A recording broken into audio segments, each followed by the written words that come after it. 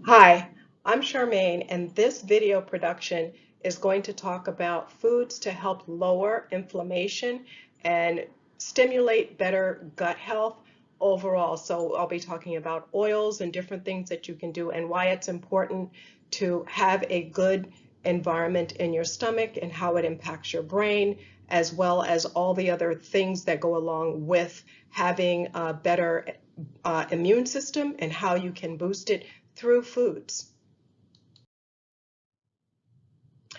There are some oils that we have that we think that all oils are created equal, but they're not. There's some oils that are good for us and there's some oils that are bad. I'm first going to talk about the oils that are bad and why. First of all, a lot of times we'll use canola oil, soybean oil, sunflower oil, safflower oil, corn oil, margarine, shortening, and palm oil. The palm oil in and of itself, it causes deforestation, but we do have another palm oil, which is a red palm oil that does not do that. But in this case, the reason that these things are bad for you is because they have chemicals in them and they are highly processed. So it's difficult for your brain to understand what it needs to tell your body to do in order for your body to utilize all the things that it needs, because your brain is fat and water. And so you need both fats for your brain and you need waters for your brain as well. But if you don't get the right fats and the right water, then it's going to be a little bit confusing. These particular oils are highly processed at high temperatures and under high pressure. And that's what changes them to be more like a hydrogenated fat. And as we know, we try to stay away from hydrogenated oils and fats because what they do is they clog the arteries and they create high blood pressure. They give us high anxiety, cholesterol. A lot of things go on with your brain and you may not realize, but that's what's happening is your body is not able to process it and your brain doesn't know where to put it. Where should I put this food? Why should I use this? Why should I not have it? Where does it need to go? It's very confusing to the brain, which is confusing to your gut, because there is a connection between your brain and your gut. They communicate with each other. And when the communication is broken and they don't know what to do, that causes a main problem. You will gain weight, you won't be able to sleep. All these things are compounded purely because your body is not able to absorb the nutrients that it needs. These particular oils are also high in omega-3s, not omega-3s, I'm sorry, in omega-6s, and they're lower in the omega-3s. And the omega-3s are the ones that we want to boost the brain power. But because these oils are in so many different products that we may be consuming, we're then consuming way more omega-6s than we really need. And the omega-6s are actually overloading us where we should have more of the omega-3s. And that's where it also has us to have, like I just said, the high blood pressure, but it also causes the clogging of the arteries and water retention. So you have to be careful with these particular ones. And I already said your brain does not recognize it and does not know how to effectively utilize it. It's like, what am I supposed to do with this? I don't know. It's because it's mostly chemicals. It's not food that's absorbed into the cells. It's absorbed into the cells, but the brain doesn't know what to do with it. The stomach doesn't know what to do, and it's altering the stomach flora and the gut. And so that's making it more complicated for your body to know how to utilize it to best nourish the body and the cells. That's very complicated for it. If it's not organic, any of these oils, they generally have hexane in them, which is used to do the processing, which is what's bad. That's another chemical. So your brain, once again, it's not natural for your brain. So your brain doesn't know what to do with it. But if it's organic, that's going to be better because it's not processed with that. So it'll be a little bit better for you if it's not processed where it's with hexane, but it's still, there are better options that we do have that I can make a suggestion for you. And you're going to use these. If you use them, make sure that they are organic and they are expeller pressed. That means it's like you'll see like where they say virgin olive oil. It's the processing that they go through, but it's not at high temperatures. It's just squeezed out. That's the easiest way for me to say. It's where they would squeeze out what's needed instead of doing it at high temperatures with a lot of chemicals. And that's why, so if you're going to do it, try to get it where it's cold pressed or expressed and organic. So if you use those, try to at least do that, because then at least your body doesn't have the extra chemicals that's going to be difficult for it to process in the digestive tract. The good fats, so we do have some fats that we can do that are good, that are feeding the brain properly, and the brain can utilize it, and you won't have the brain fog and things of that nature, and it will have low inflammatory. The other ones increases inflammation, where these that I'm getting ready to tell you about, they will lower inflammation. Okay, and those would be avocado oil, coconut oil, and olive oil. Those are not highly processed because they're just coming from the avocado where it's cold pressed. Olive oil, you'll see where it's extra virgin olive oil, and that's what it means. The processing there is not the same processing that the other oils that they go through. These go through a more pressed, where it's not through the chemical, not through all the high heat and all that type of thing. So these would be better for your body to be able to understand what to do with it. That's the problem. These are also heart healthy. The American Heart Association, the Cancer Society, all the different organizations, they will tell you that these would be better for you to use, and it's better for your brain and your heart. As I said a minute ago, the palm that you can use is the red palm. The red palm is better for you because it's not processed exactly like the other ones, and it's the only good palm oil because it's unrefined, it's organic, it's sustainable. So therefore, this one would be a better palm. And what they mean about sustainable also is that it's not destroying the rainforest, where the other one does destroy the rainforest. That has to do with the ozone layer and all kinds of other things in the ecological system. So if you're going to get a palm oil, you should use the red palm oil because that one is much better. How about sugar? That thing that everybody just loves. But you see, I have a thumbs down for that. The reason I have a thumbs down is because, as we know, sugar is very bad for you, and sugar, which the government has acknowledged, is actually more addictive than cocaine, if you can believe that. And you can see some people just have a hard time kicking sugar, but sugar does a lot of damage, a lot. But if you therefore don't want to have any white refined sugar, it's bad for you. The white sugar that you see, it's bad. Reason is because it causes heart disease, diabetes. It feeds the gut bacteria, the bad gut. It kills off the bad gut because it makes the bad bacteria grow, and then the bad bacteria that grows more prolific in your gut, it then kills off the good bacteria. So now your gut can't communicate with the brain, because your gut is like having a second brain in your system. That's why they say we have two brains. You have one up here and you have one in your gut. They communicate with each other. It's almost like a symbiotic relationship. They go back and forth. What happens to your brain tells your gut to do something. What happens in the gut, it tells your brain what to do. So they kind of go back and forth and back and forth. So if you have all this bad bacteria in your stomach, it's actually telling your brain bad things, like eat more sugar, eat more sugar, eat more sugar, eat more sugar. Then what happens? Your diabetes goes up, you gain weight, all those kind of things. So it just creates this cycle for you. That's a bad cycle that you don't want to be in. Some of the sweeteners that you may want to consider would be something like a monk sweetener. You can do that where it's a 1-to-1, and it does not raise the glycemic index. It says it right on the package. It says 0. It's good for diabetics because of that reason. And so that's one that you can use. It does taste pretty good. And like it says over here, like I have on my paper here, it's a 1-to-1 substitution. So it's very good for you. You can use a pure stevia. And when I say pure stevia, I mean that means that's one that does not have any additional flavoring to it, nothing. It's just a pure stevia. You can use that one. Coconut sugar is also low on the glycemic index. That's another one you can use. So here's 3 options that you have for sugar if you're a diabetic. And you can try them out and see which one might be better. You can ask your doctor which one would be better for you. Again, if you're diabetic, you still don't want to use too many of these.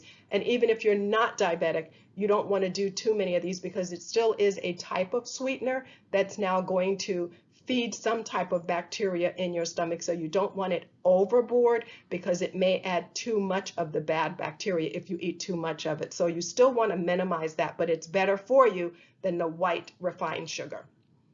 Chocolate, if you're going to eat chocolate, try to get chocolate with the least amount of sugar in it.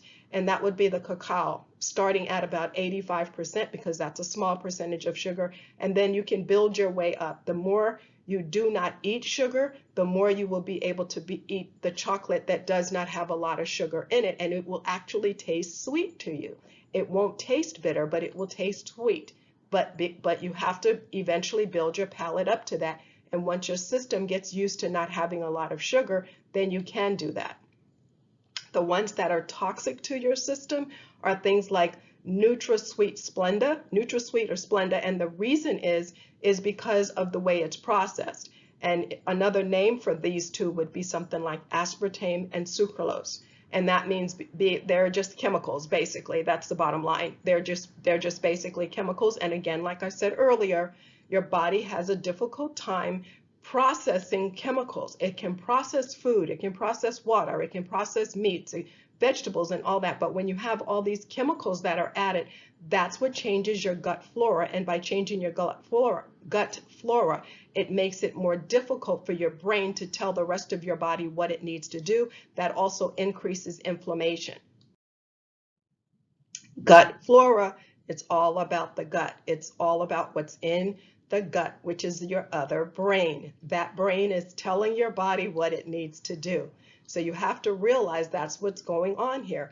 Gut health and your immune system have a symbiotic relationship and they work together. So it's your brain, your gut, and your immune system. It all works together. So if you have a bad gut flora, that's going to impact your immunity. So you want to make sure, in order for you to stay healthy, boost your immune system, you stay away from as much of the bad sugars and the bad oils that you can. That poses a problem for your overall immunity, your system, your brain, everything, gaining weight, getting sick, all of that is combined. 80% of the cells that make up your immune system are in your gut. Can you believe that? 80%. Let me say that again. 80% of the cells that make up your immune system are actually in your gut. So do you see why that's so important to have a good gut flora? The reason you need that good gut flora is for your immune system. You want to keep your immune system as healthy as possible because keeping that healthy keeps your immune system up. You've got to boost that immune system and keep it up there. You don't want it to lag. You don't want to do something that's destroying it. Remember, you have control over your immune system. You have control over what you put in your mouth. You have control over those things. So understand, you have control over your immune. Okay, eat smart. Let's look at that. You want to stay away from man-made oils. That's the first oils we talked about. But you can do the other oils that are just cold pressed. Your body's brain cannot recognize the bad homemade, man-made oils. Not homemade, but man-made oils. So you want to make sure that you get the ones that are cold pressed. Why? Because the bad ones mess up your gut bacteria. Remember that. Your gut bacteria is what? Your immune system. That's where your immune system is. It's in the gut, okay? And if you have bad oils, bad bacteria in your gut, that's causing inflammation, and inflammation means you have something wrong in your system. Your system is out of whack. It's like going, oh, what should I do? What should I do? So you want to make sure you've got the good oils, right? The better sugar if you're going to have sugar, the better chocolate if you're going to eat chocolate, and you're going to make sure you have a better gut flora because that is your immune system. Your immune system is your. You don't want to eat too much of this. Why? Because these are simple carbs. Simple carbs spike your sugar, just like sugar. It's a simple carb. It's going to make it rise. You don't want to have it rise. Remember the gut flora, sugar. So when you eat a lot of this is kind of the same thing as eating sugar because it's a simple carb. What does that do? It causes inflammation. And how about this? What makes it even worse is you take a simple carb and you're combining it with fats and sugars. So you have a simple carb, which is kind of like a sugar, combined with a sugar, and then combined with a fat, but a bad fat. So you see how you're messing up your stomach? And by doing that, you're messing up your immune system. And by messing up your immune system, you're boosting the inflammation in your system. And then you wonder, why do I have inflammation? I'm sure some of you probably have eaten some sugar or eaten something, and then after you've eaten it, you go, oh, I've got, my wrist is hurting. Oh, my ankle, my head is hurting. I have a headache. I don't know what's giving me a headache. Remember, your brain, gut, headache, the head, remember, your stomach, your gut, not your stomach, but your gut is actually talking to your head, and your gut is confused and it's telling it, your head, I don't know what's going on. I can't do this. I don't understand. So now it's giving it a headache because your head is trying to figure everything out and it's just going bonkers. And it's like, I don't get this. I don't understand. I don't understand what you're trying to tell me. And then it's getting a headache. Have you ever heard somebody talking to you and they just keep talking? And then after a while you get a headache? Have you ever had that happen? Well, that's what you're doing to your head. You're doing that to your head by feeding your gut the wrong thing. It's trying to communicate, and then your head is going, it's too much. I don't understand. I don't get it. Stop it. Stop it. So that's what's happening there. You're confusing it. Okay? The other thing that confuses it is enriched, unbleached flour. You know, so if it says enriched, unbleached, that's the same thing as saying a simple carb. A simple carb, and that's going to spike. And what do you do to flour? Let me see. I add to that flour, which is a simple carb, I add oil, right? And then I add sugar. Didn't we just say what that does? You add oil, sugar, and that's a simple carb. So now what you're doing is you're causing a problem. You're causing a problem for your gut. Your gut is trying to talk to the brain, and the brain doesn't know what it's saying because it's all confused. It's going like this. You've got to reduce that. By reducing all of these things, then what you do is you reduce the inflammation. Remember, gut flora helps to reduce inflammation. You see, reduce the inflammation because those things, it's going to spike it. It's going to make it go up. You want to keep it as low as possible. Okay, gut health. What about gluten? Where do we find gluten? Let me think. Do we find gluten in flour? Yes, we do. Okay, and gluten is kind of like sticky. It kind of sticks to the fibers. You may have these little like villia. It's like these little things that's like this. And what happens is the gluten is not supposed to go through, but it does. That's a whole nother story. But in any case, it increases inflammation. So it's not that you have to be gluten intolerant. It's not that you have to have a gluten sensitivity, but in everybody, usually most people, just about everybody, what it does is it increases inflammation. Gluten in itself, that's what it does. It's already been proven that that's what it does. That's why you see so many people saying, I'm getting off gluten. It's not that they have a gluten intolerance. It's not that they have a gluten sensitivity, but they may feel like, oh, I'm getting bloated or any of these things that are going on. I don't feel good after I eat it. They can eat it, but they just don't feel good.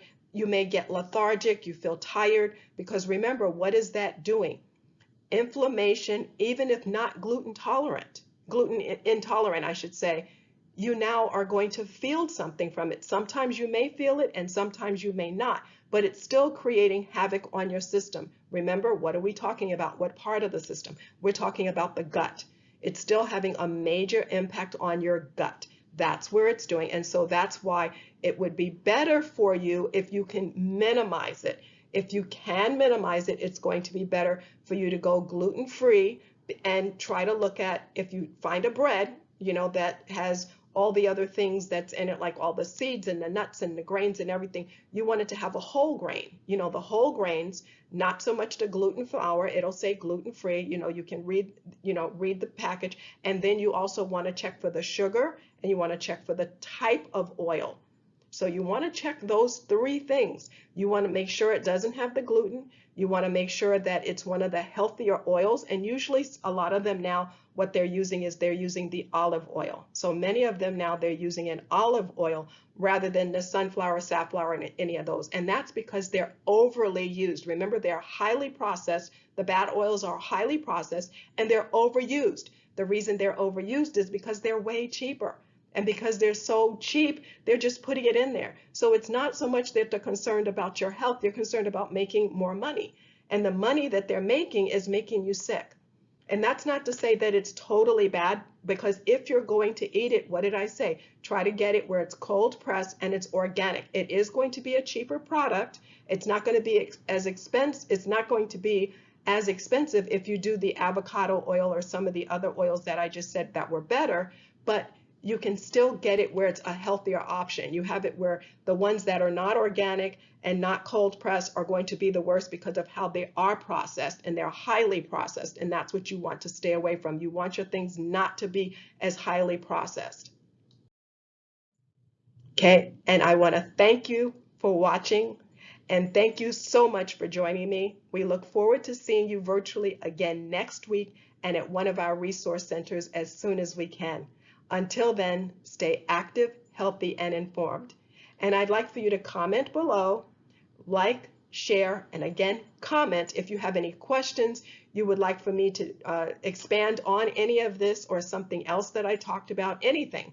But if you have a question for me, please put the question down there. I will try to answer the question. If I can't, I will then get a colleague who can answer your question.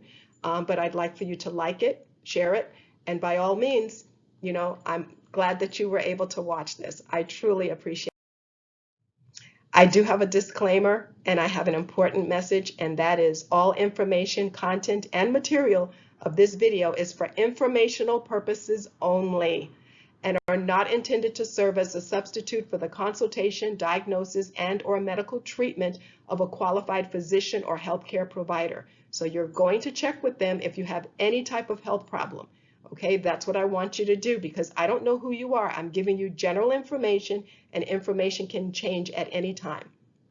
The information contained on this video is compiled from a variety of sources and is not considered complete. Information is subject to change without notice, and we all know that. We all know that information changes every single day. So what I'm giving you today is what I know of today, based on all the evidence and all of the studies that have been out there that have been given to me. If you have a medical emergency, call your doctor or 911 immediately. And again, thank you.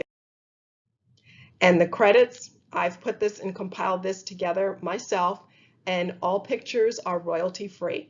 So again, click on the bottom, like, share, comment. And I'm interested in knowing what you think, what information you would like, and if there's any additional questions you have for me. Thanks so much for watching.